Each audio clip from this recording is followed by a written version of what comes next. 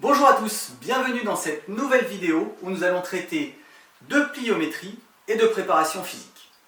La pliométrie, qu'est-ce que c'est? C'est une méthode d'entraînement qui vise à développer la puissance musculaire via l'optimisation du cycle étirement, raccourcissement musculaire. Pour bien comprendre ce qu'est un exercice pliométrie, il est primordial de décomposer l'exercice en trois phases. La première phase va être la phase excentrique, où il va y avoir un étirement du muscle qui va permettre d'emmagasiner de l'énergie à l'intérieur des tendons. La deuxième phase, qui va être la phase de transition, c'est la phase qui va se situer en fait entre la contraction excentrique et la contraction concentrique. Celle-ci doit être le plus court possible pour permettre une meilleure restitution de l'énergie accumulée dans la phase précédente.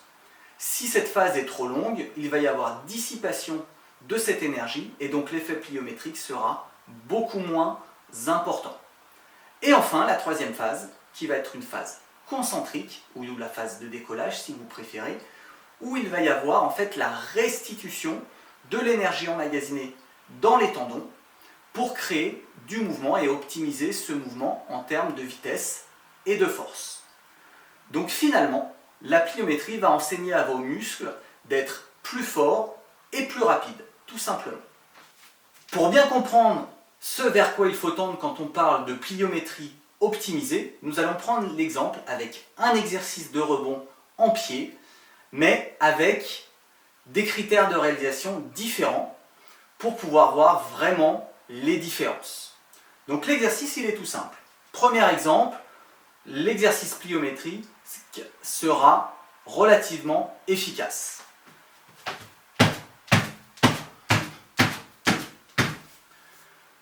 Relativement efficace, tout simplement parce que la phase de transition, ou autrement dit, le délai entre la phase excentrique puis concentrique se fait de manière très rapide. Deuxième exemple, où le délai de transition sera beaucoup plus important.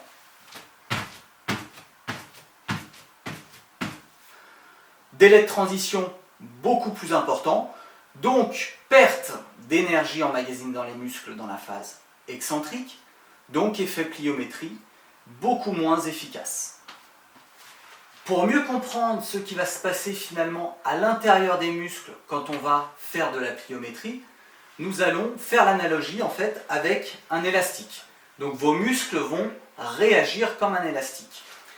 Donc plus on va avoir un étirement relativement faible au niveau de l'élastique, donc au niveau du muscle, moins la vitesse de contraction, donc de restitution d'énergie en phase concentrique, sera importante.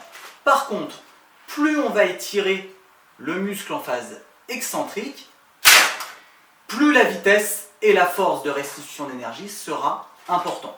Donc finalement, c'est ce qui va se passer à l'intérieur de vos muscles, comme un élastique.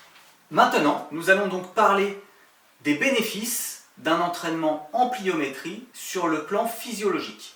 Donc tout d'abord, un entraînement en pliométrie va permettre d'améliorer la capacité de votre muscle à stocker de l'énergie. Deuxième point, il va y avoir une amélioration du réflexe myotatique. Et enfin, dernier point, il y aura une amélioration de la coordination inter- et intramusculaire, ce qui permettra d'avoir des gestes plus efficaces. Sur le plan, maintenant, performance sportive, la pliométrie va renforcer le complexe au niveau de l'articulation de vos chevilles, ce qui permettra d'avoir un meilleur équilibre, une meilleure stabilité sur vos appuis, donc gage de performance sportive. Ensuite, il va y avoir, comme on le disait tout à l'heure, une amélioration de la force, de la vitesse, donc de votre force explosive. Tout cela va permettre donc une amélioration de la détente verticale et une amélioration de la production de force. Par contre, celle-ci doit être relativement spécifique à votre activité. Si les déplacements se font vers l'avant, il va falloir travailler dans ce sens-là pour améliorer la production de force horizontale. Si c'est un peu plus vers le haut, il faudra travailler dans ce sens-là également. Maintenant, je vais vous faire quelques recommandations pour pratiquer la pliométrie. La première chose, c'est qu'il va falloir s'échauffer correctement pour bien préparer les muscles à ce type d'effort. Deuxième chose, n'en faites pas trop. En effet, la pliométrie est relativement traumatisante et donc de ce fait-là nécessite 48 à 72 heures de récupération entre des séances. Donc 2 séances dans la semaine suffit. Il vaut mieux privilégier le qualitatif au quantitatif. Troisième conseil, il va falloir donc durant l'exercice minimiser le temps de contact au sol. Donc il faut être réactif sur votre appui. Quatrième conseil, il va falloir que cela soit spécifique à l'activité. Donc si vous faites beaucoup de détente verticale, donc il faudra faire du travail pliométrique plutôt vertical. S'il y a des déplacements plutôt vers l'avant, il faudra faire de la pliométrie vers l'avant, tout simplement. Et enfin, cinquième conseil, il va falloir avoir fait au préalable d'un cycle pliométrie tout un travail de renforcement musculaire qui vous permettra d'avoir une certaine efficacité, une certaine sécurité lors du cycle pliométrie. En règle générale, on dit que par exemple, il faut être capable de soulever 1,5 fois son poids de corps en squat pour faire un travail de pliométrie de manière sécurisée quand on va faire des bondissements avec les jambes. Je prends un exemple, si je pèse 70 kg, je dois être capable de soulever 1,5 fois mon poids de corps, donc 105 kg, au préalable pour faire un cycle de pliométrie derrière.